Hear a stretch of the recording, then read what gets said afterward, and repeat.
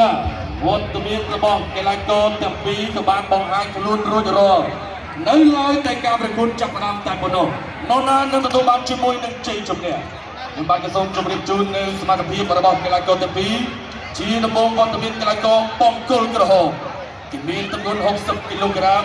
វ័យ35ឆ្នាំកម្ពស់1.65 ម៉ែត្រ